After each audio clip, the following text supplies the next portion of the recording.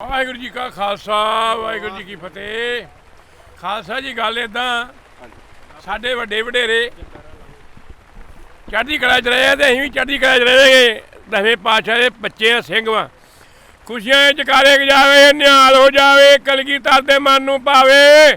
ਅਕਾਲ ਚਿੱਟਿਆਂ ਬਾਜਾਂ ਵਾਲੇ ਸਤਿਗੁਰੂ ਰੱਖ ਲਓ ਬਿਰਧ ਬਾਣੇ ਦੀ ਲਾਜ।